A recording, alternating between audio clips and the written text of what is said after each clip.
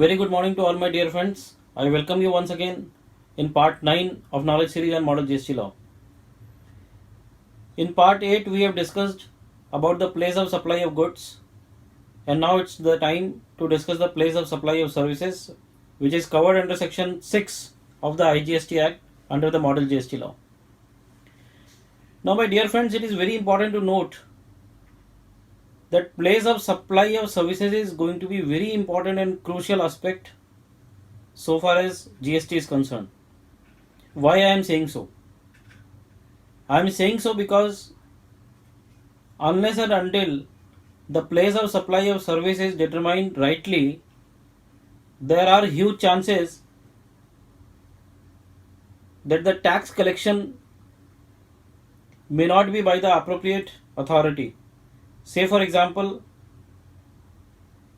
अगर inter state supply of service है और बाय मिस्टेक उसका प्लेस ऑफ सप्लाई गलत डिटरमाइन हो गया और वो with the state determine हो गया, जिसकी वजह से आपने एसजीएसटी और सीजीएसटी कंपोनेंट भर दिया एंड फाइनली ये पता चला कि place of supply of service जो था वो इंटर स्टेट था and therefore IGST was to be made applicable. In this situation there will be an issue because the law says, law ने क्लियरली प्रोवाइड किया है कि अगर आप इस तरीके की मिस्टेक करेंगे then there are not or no provisions relating to adjustment of the same. You will have to claim refund for SGST and SGST and CGST as in the case discussed now, and you will have to pay IGST separately. तो sir इसलिए place of supply of service बहुत ही crucial है. And second reason is the GST is destination based consumption tax. So again, unless or until we know the destination or the consumption state, how we are going to determine the state in which the tax collection will be there. Now, before starting the technical discussion of section 6, I would like to make you recall about the provisions of place of provision of services 2012. Sir आप place of provision of service 2012 याद करने की कोशिश करिए. उसके जो rules हैं, 12 rules are provided there. So in this also almost similar type of provisions are there. Place of provision of services 2012 आप रिकलेक्ट करके अपने दिमाग में रखिए जब हम ये सेक्शन 6 को डिस्कस करेंगे, so that you can connect और you can correlate with the provisions which are existing in the service tax law, which is again a destination based law so far as place of provision of services rules are concerned, and the proposed, that is model GST law provisions pertaining to place of supply of services. So now let us begin section 6 subsection 1. Section 6 subsection 1 provides that the place of provision of services shall be determined in the manner laid down in this section. इस section में जो भी provisions दिए गए हैं, जो भी discussions किए गए हैं, उसके बेसिस पे place of supply of services को डिटरमाइन करना है. That is the subsection 1 of section 6 of the IGST act under model GST law. Now sir, let us understand the composition of section 6. Section 6 is divided into 15 subsections. It's a long section.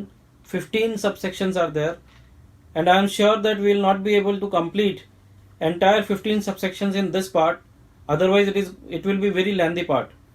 So to keep it short and sweet, what I will try to do is I will try to touch upon around 7 to 8 subsections in this part, and rest of the subsections will be touched upon in the next part. तो subsection 1 as we discussed, वो simply ये provide करता है कि जो भी place of supply of services को determine करना है वो इस सेक्शन के प्रोविजंस के हिसाब से डिटरमाइन होगा. Now subsection 2. Subsection 2 general rule provide करता है. जनरल रूल क्या है सर? कि the place of supply of services except specified in subsection 4, 5, 6, 7, 8, 9, 10, 11, 12, 13, 14 and 15. In short, except the services which are prescribed in subsection 4 to subsection 15, this rule is applicable. Now you should be very clear कि sir subsection 4 से लेके subsection 15 तक specified services prescribe की गई हैं और उनका place of supply of services अगर डिटरमाइन करना है तो वही सब रोल में या वही सबसेक्शन में आपको जाना पड़ेगा। और इसके अलावा 4 से लेके 15 तक में जो सर्विसेज स्पेसिफाइड हैं उसके अलावा अगर आपको डिटरमाइन करना है place of supply of services तो उसमें subsection 2 and subsection 3 will be relevant. तो इट्स वेरी क्लियर नाउ कि subsection 2 of section 6 and subsection 3 of section 6 are the general rules and subsection 4 to subsection 15 are the specific rules pertaining to specific kind of services provided. So now subsection 2. Subsection 2, as I mentioned that it is a general provision. So it says whenever a service is provided by a person to registered person, in that situation the place of supply of service will be the location of the registered person, means the location of the service recipient. I am repeating, services provided by a person to a registered person, then the place of supply of service will be the location of the service recipient, that is the registered person. And in case it is provided to an unregistered person, and in case if it is provided to an unregistered person, then first option will be if the address is there with the service provider, then the address of the service recipient, and if the address is not there, then the location of the service provider. तो साहब वापस से एक बार subsection 2 और subsection 3 और section 6 को revise करते हैं। सबसेक्शन 2 प्रोवाइडेड फॉर जहां पे भी कोई भी सर्विस किसी रजिस्टर्ड पर्सन को प्रोवाइड की जा रही है तो वो सिचुएशन में the place of supply of services will be the location of the service recipient. And subsection 3 provide करता है कि जहां पे वो सर्विस किसी अनरजिस्टर्ड पर्सन को प्रोवाइड की जा रही है तो in case the service is being provided to an unregistered person, if the address is there on records with the supplier of service, then it will be the address, that is the location of that address which will be place of supply of service. और अगर address record पे नहीं है then location of the service provider will be the place of supply of service. तो मैं मानता हूं कि सबसेक्शन 2 और सबसेक्शन 3 जो जनरल रूल्स हैं वो अभी क्लियर हैं। अगर आप चाहते हैं तो मैं एक एग्जांपल से शेयर करना चाहता हूं कि अगर suppose A limited is a company in Mumbai and which is engaged in providing repair services of machinery, goes to a registered person premises located at Delhi. वो बॉम्बे से दिल्ली जो रजिस्टर्ड पर्सन है वहां पे जाके सर्विस प्रोवाइड करती है और उसकी मशीन्स को रिपेयर करती है। तो इस situation place of supply of service क्या होगा sir? Subsection 2 will be applicable. Service is being provided to a registered person, तो what is there? Place of service will be the location of the service recipient. So in this situation it will be Delhi. The place of supply service will be Delhi, and thereby it becomes an interstate supply and IGST will have to be paid. Now example for subsection 3. अगर एक company है जो बैंगलोर में है और वो repair की services provide करती है और वो एक सर्विस प्रोवाइड करना चाहती है किसी ऐसे कस्टमर को जो सपोज हैदराबाद में है और वो रजिस्टर्ड नहीं है, and the address of that person is on records, in this situation the place of supply of service will be Hyderabad. But इसी सिचुएशन में अगर उसका एड्रेस भी ना हो then the place of supply of service will be Bangalore itself. Clear है sir? इससे हम क्या कंक्लूड करते हैं सर कि पहली सिचुएशन में जहां पे Hyderabad place of supply of service determine हुई है वहां पे आपको आईजीएसटी भरना पड़ेगा बिकॉज वो इंटर स्टेट सप्लाई हो जाएगी बैंगलोर से Hyderabad.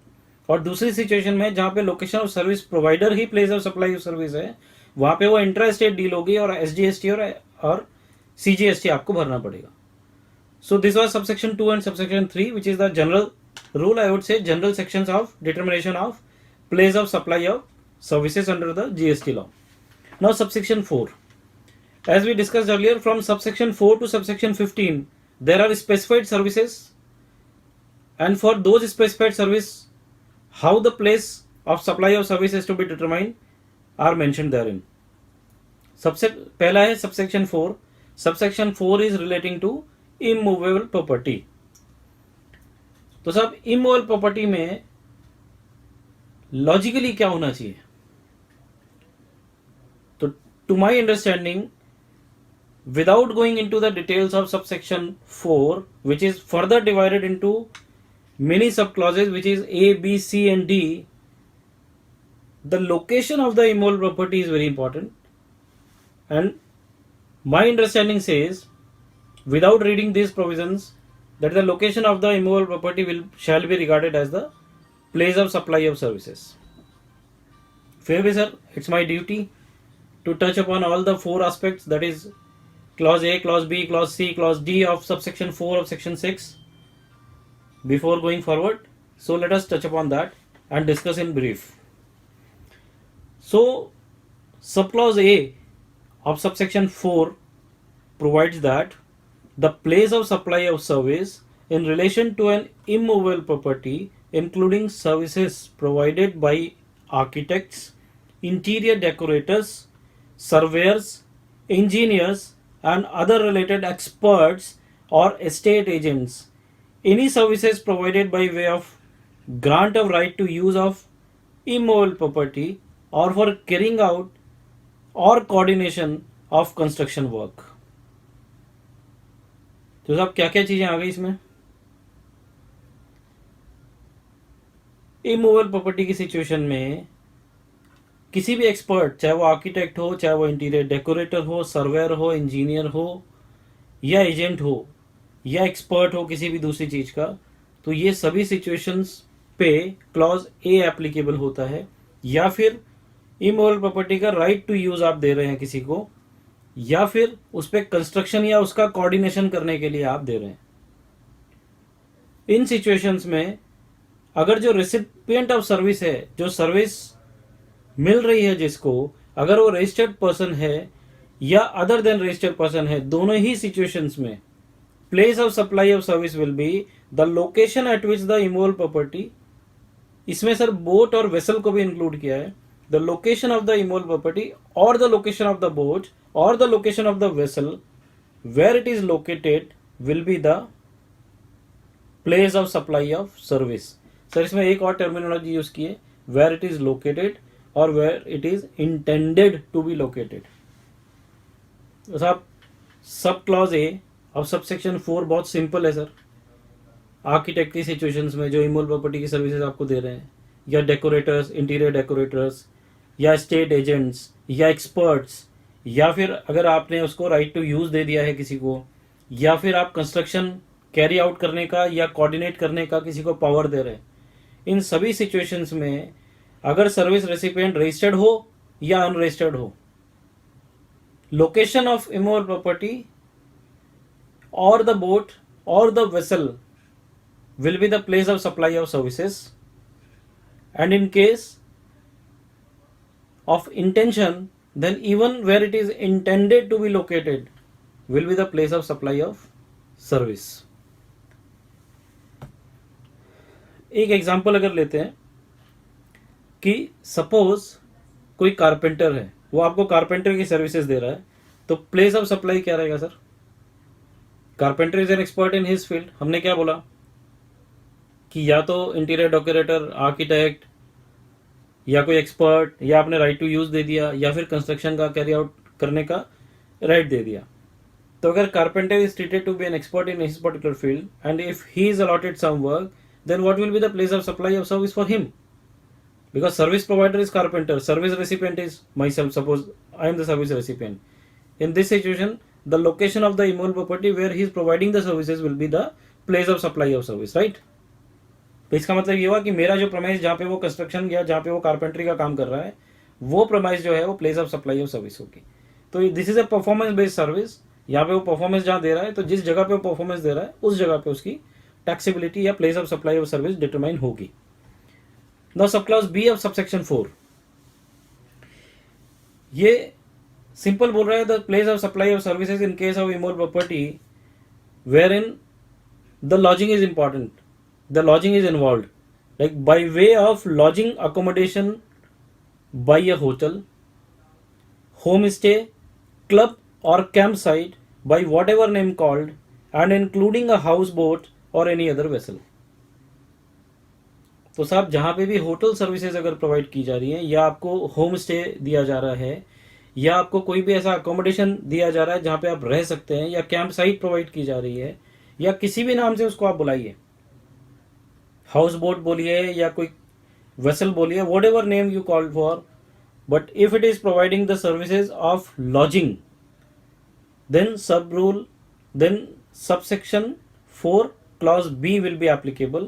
In this situation, again for both, that is if the services are being provided to registered, even non-registered, in both the situation this sub clause is applicable. वहाँ पे क्या होगा sir, place of supply of service, location at which the immovable property or boat or vessel is located or intended to be located.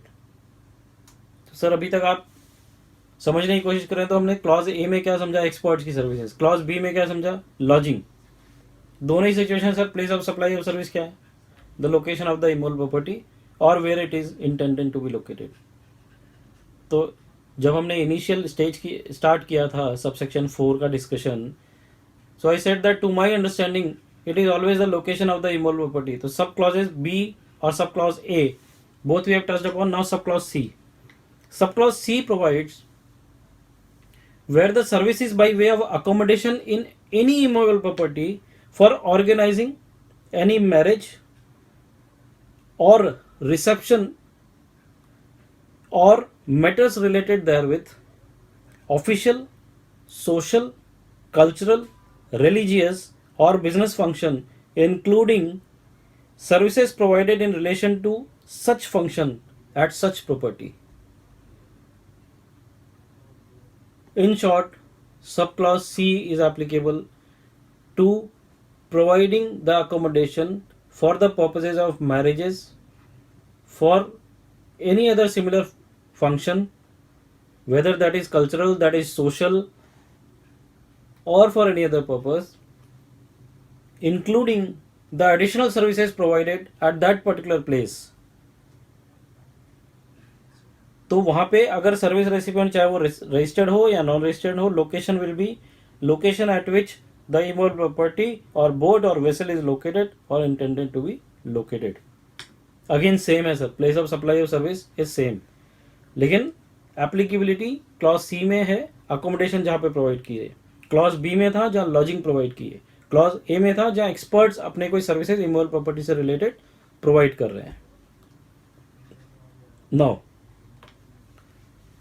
let us move to subclause D. Subclause D provides any services ancillary to the services related to in clause A, B and C. Clause A, clause B, clause C से related कोई भी ancillary services अगर आप provide कर रहे हैं तो clause D will be applicable. It says again whether the person who is receiving the services is registered or non-registered. Irrespective of that, the location at which the immovable property is situated or intended to be located will be the place of supply of services. Those are 4 subclauses.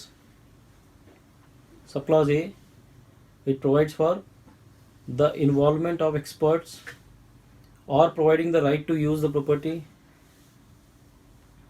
or for carrying out any construction work or coordination of any construction work.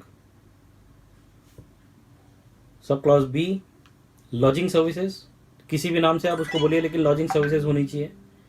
Clause C, accommodation आप दे रहे हो चाहे वो marriage के लिए या किसी functions के लिए. एंड क्लॉज डी, इन तीनों क्लॉजेज ए, बी और सी क्लॉजेज के लिए कोई भी एंसिलरी सर्विसेज अगर आप प्रोवाइड कर रहे हैं तो ये चारों सिचुएशंस हैं. चारों सिचुएशन में रेसिपिएंट जो है वो रजिस्टर्ड भी हो सकता है, नॉन रजिस्टर्ड भी हो सकता है, और चारों ही सिचुएशन में the place of supply of service will be the location of the property, immovable property और द बोट और द वेसल और the place where it is intended to be located. तो सर ये सब सेक्शन 4 ऑफ सेक्शन 6 था जहाँ पे immoral property के situations में या केसेस में आपका place of supply of services determine कैसे करेंगे वो प्रोविजंस दिए थे. Now further moving, an explanation has been inserted in subsection 4 of section 6. वो एक्सप्लेनेशन क्या बोलती है कि अगर आपकी location of immoral property multiple states में हो, if it is in more than one state, then how the place of supply of service will be determined. तो एक्सप्लेनेशन ऐसा प्रोवाइड करती है कि in that situation it will be presumed that the place of supply of service will be in each of the states in proportion to the value of services separately collected or determined in terms of the contract or agreement. तो पहली चीज कि हर ये presume किया जाएगा कि हर state में, अगर आपका location of immoral property multiple states में, तो हर उस स्टेट में आपका place of supply of services है to the extent of the proportion of the value for the services collected or determined in accordance with the contract or agreement. लेकिन अगर contract और एग्रीमेंट नहीं है, तो क्या होगा? then the value has to be determined on the reasonable basis or it will be proportion in the reasonable basis. तो आज अगर इमोरल प्रॉपर्टी 5 लोकेशंस पे मेरे है और मेरी अगर 10 रुपए की कलेक्शन आ रही है और कहीं पे 30% प्रॉपर्टी है, कहीं पे 20% प्रॉपर्टी है, कहीं पे 10% है, तो if the proportion is determined and if it is mentioned in the contract और एग्रीमेंट, तो उस प्रोपोर्शन में आप ले लोगे. और अदरवाइज अगर आपके कॉन्ट्रैक्ट में कोई ऐसा क्लॉज नहीं है तो रीजनेबिलिटी की बेसिस पे आप ले लोगे कि आपको रीजनेबल वैल्यू क्या लेना है, उसके बेसिस पे आप ले सकते हो. But place of supply of service will B each of those states. Right now moving further,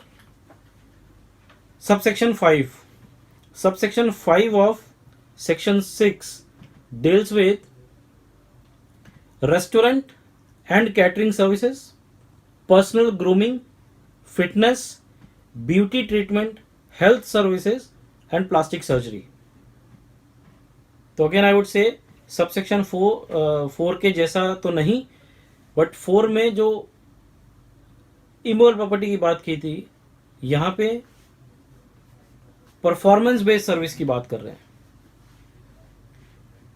कि जहां आप खुद इन्वॉल्व होके कोई परफॉर्मेंस दे रहे हैं. रेस्टोरेंट सर्विसेज या कैटरिंग सर्विसेज आप प्रोवाइड कर रहे हैं, या आप पर्सनल ग्रूमिंग कर रहे हैं किसी के लिए, या फिटनेस की सर्विस प्रोवाइड कर रहे हैं, ब्यूटी ट्रीटमेंट, हेल्थ सर्विसेज या plastic surgery. In all these situations the location at which the services are actually performed will be the place of supply of service, irrespective of the fact whether the person who is receiving the services is registered or unregistered. तो साहब in short क्या हुआ कि health services आप किसी को दे रहे हैं, ब्यूटी ट्रीटमेंट की सर्विसेज दे रहे हैं किसी को, या किसी को कैटरिंग सर्विसेज दे रहे हैं, तो वो सारी सर्विसेज जहां आप दे रहे हैं, जिस जगह वो प्रोवाइड की जा रही है services, that location will be the place of supply of services. एक अगर छोटा सा एग्जांपल लें तो अगर हमने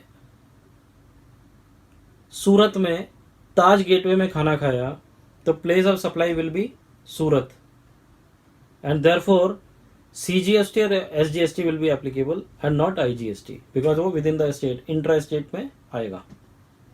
एक और एग्जांपल लेते हैं सर, जहाँ पे हेल्थ सर्विसेज का लेते हैं कि आज गुजरात में मैं सूरत में बेस्ड हूँ. सूरत से अगर मैं दिल्ली में जाके कोई हेल्थ सर्विसेज प्रोवाइड करता हूँ तो वो सिचुएशन में क्या होगा? Then again the place where it is provided is Delhi. I am based at Gujarat, so it is inter state supply.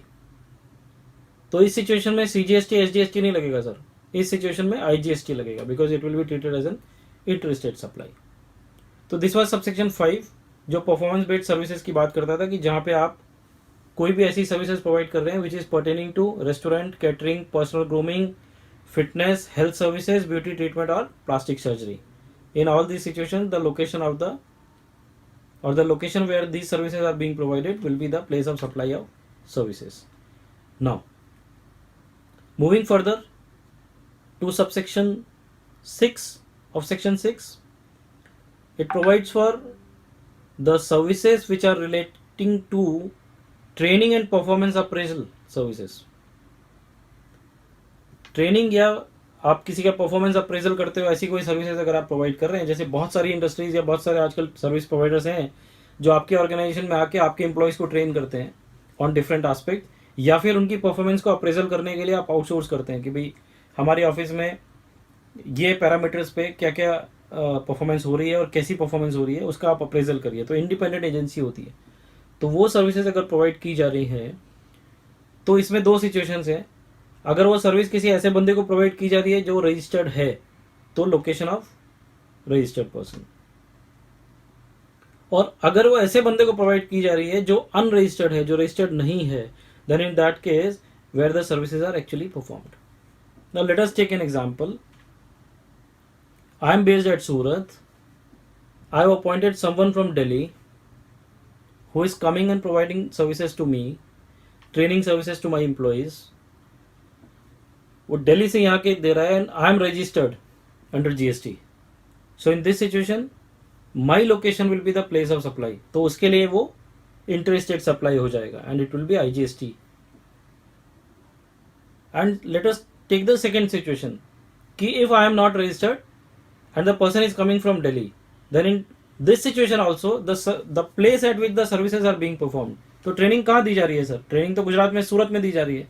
तो again the place of supply of service will be Surat and the supply will B inter state supply and IGST will be made applicable. Sir एक इसी example को अपने दूसरे तरीके से समझने की कोशिश करते हैं कि आई am based at Surat and somebody is providing me services of training from Delhi. My team is going to Delhi and getting the services provided. तो पहली सिचुएशन जहाँ मैं रजिस्टर्ड हूँ, तो even if they are being provided services at Delhi, it will be interstate supply and IGST will be applicable. और दूसरी situation में जहाँ मैं रजिस्टर्ड नहीं हूँ, तो वो सिचुएशन में where the actually services are being performed, तो वो मेरी टीम अगर दिल्ली में जाके सर्विस ले रही है या ट्रेनिंग ले रही है, तो इसका मतलब क्या हुआ कि सर्विस कहाँ परफॉर्म हो रही है? दिल्ली में। तो उस सिचुएशन में सीजीएसटी और SGST will be applicable. It will be treated as intrastate and the place of supply of services will be Delhi. तो दिस इज आप subsection 6 of section 6। Now let us move to subsection 7 of section 6। It says admission to a cultural, artistic, sporting, scientific, educational or entertainment event or amusement park or any other place and services ancillary thereto। तो जहाँ पे भी admission की बात आती है कोई cultural event के लिए, कोई आर्टिस्टिक इवेंट के लिए, स्पोर्टिंग के लिए या साइंटिफिक इवेंट्स के लिए या एजुकेशनल के लिए या एंटरटेनमेंट के लिए, तो वहाँ पे ये सब सेक्शन 7 एप्लीकेबल होगा। ये सर्विस आप रजिस्टर्ड बंदे को प्रोवाइड करें या अनरजिस्टर्ड को प्रोवाइड करें, दोनों ही सिचुएशन में the place of supply of service will be the location of the event, that is where the services और event is being organised. So let us touch upon once again कि जहां पे भी admission to any event, चाहे वो cultural हो, social हो, sporting हो, एंटरटेनमेंट हो, वॉट एवर, जहां पे भी एडमिशन टू एनी इवेंट या अम्यूजमेंट पार्क की बात कर रहे हैं, उसमें आपका एडमिशन की सर्विस दे रहे हो आप, उस सिचुएशन में location of that particular park और the place at which the event is being held will be the place of supply of services. तो अगर एग्जांपल लेते हैं सर, तो let us take an example. एक नेशनल लेवल का singing competition जो है, ये भी एक इवेंट हुआ, वो दिल्ली में हेल्ड हो रहा है और मैं सूरत से जाता हूँ और उसके एडमिशन की जो भी फॉर्मेलिटीज होती है वो सर्विसेज मैं उनसे लेता हूँ ऑर्गेनाइजर से, and I attend that programme. तो in this situation I am the service recipient, the organisers are the service provider. तो place of supply of service क्या होगा? तो सिंपल है sir, the place at which the services are rendered. So Delhi will be the place of supply of services. So my dear friends, up till now we have touched upon 7 subsections of section 6 of the IGST Act under the Model GST law, and as discussed earlier, this section 6 is running into 15 subsections, which is not possible to complete in one part. Rather, I would not like to complete in one part because it will be a lengthy part, and I would wish that we need to stop here up till subsection 7 of section 6, and in next part we will be covering from subsection 8 to subsection 15. तो साहब मैं ये request करता हूँ कि आप subsection 7 of section 6 तक इस पार्ट को सुने, उसके एग्जाम्पल्स को सुने, और आपकी अगर कोई क्वेरीज हो तो ca@gmail.com या avinash.poddar.com या gstclub.in पे जाके अपना ईमेल आईडी सब्सक्राइब करिए, so that you keep on receiving our updates relating to GST, our communique, and there is a query section. वह क्वेरी सेक्शन में जाके आपकी जो भी क्वेरीज हैं इस पार्ट से रिलेटेड या प्रीवियस जितने भी पार्ट्स हमने किए हैं उससे रिलेटेड, तो आप avinash.poddar.com या gstclub.in पे जाके क्वेरी सेक्शन में आप वो क्वेरी पोस्ट कर सकते हैं. And it is our promise that we will be replying to those queries as soon as possible, but yes, within 24 hours. So, I would like to thank each one of you once again to give me this opportunity to motivate me and to help me in learning the model GST law and the provisions mentioned therein. Part 10 of knowledge series on model GST law will be released within next 2 days. That is my commitment, and it will cover subsection 8 of section 6 to subsection 15 of section 6 of the IGST Act. With this, I once again thank each one of you. Thank you very much.